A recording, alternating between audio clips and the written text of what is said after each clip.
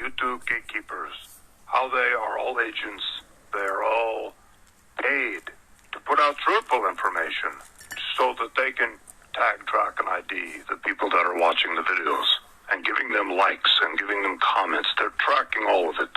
Project Zyphr is a different project, and that's what I'll talk about in a bit.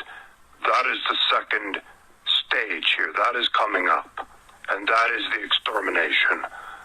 They're going to exterminate these people, whether it is tag them for anti-Semitic speech, charge them with crimes, eliminate them completely, and this is where I'll talk about in the documents where they talk about guillotines, viral attacks, targeted, how they're going to eliminate these people without too much suspicion, without too many people noticing.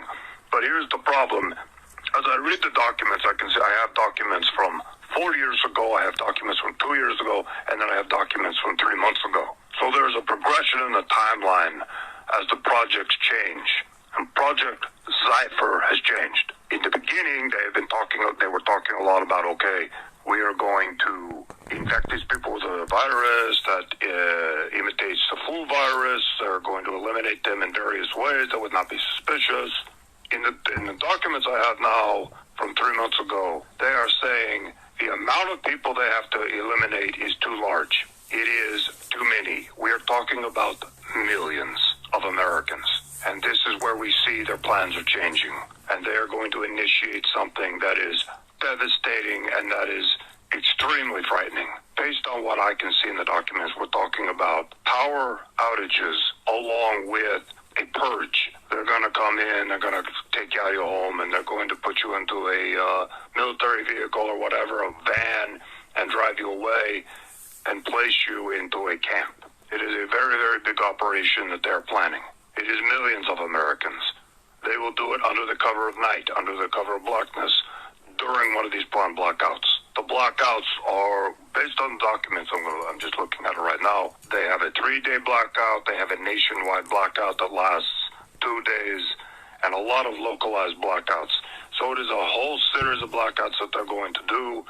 And of course it will be blamed on all kinds of things. They might blame it on Iran. I have seen that mentioned in the documents.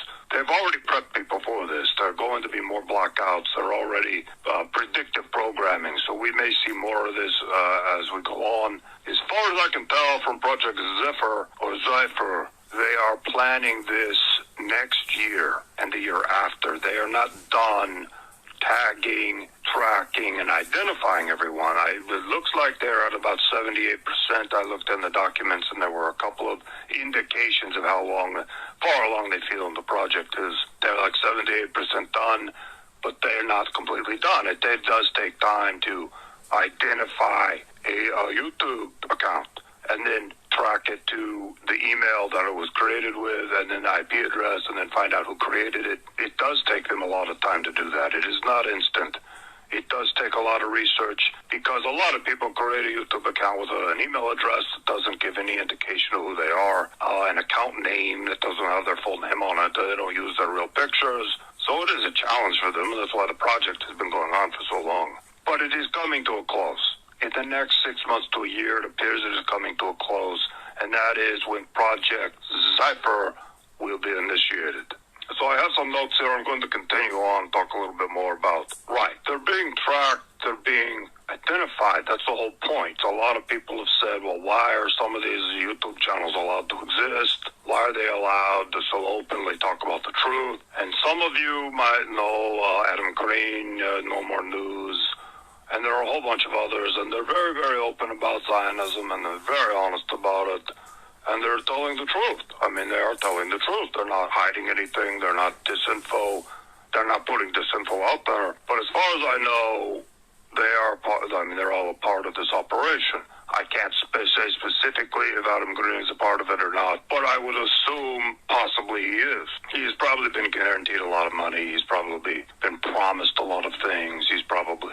He could be a Freemason. He could be a part of their operation. He could be an agent. I don't know. I have no idea. It is total speculation on my part. I have no idea. All I know is this is part of the operation, what they want to do. His channel would fit into the MO. It is an example I'm giving. He is there to tag, track, and ID.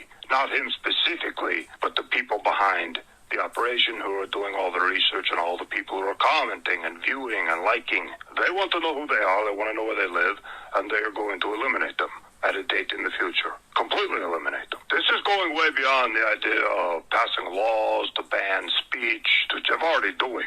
They've done it in America already, but not very aggressively, and we will see more legislation of that nature. But they want to completely eliminate these people because it's the agenda. There are too many people that are waking up. It is way too many for them to handle. They're starting to have an influence, and they're starting to change the conversation online. It is of great concern to Israel. Something that the memos that I received, we'll talk a little bit about the memos. The memos are different from the classified documents. The memos are White House internal memos that discuss a wide range of things in terms of Trump's meeting with rabbis, discussions with Netanyahu over the phone. And one of the memos says that Donald Trump will have to declare himself king of Israel publicly. This is part of the process for them. It doesn't, there's no strategic reason for it. It is symbolic for them. Trump is going to declare himself king of Israel at some point. I don't know how, but they're talking about it in these memos over and over again. When he's going to do it, why they want him to do it, which again is symbolic. Pogo is about the YouTube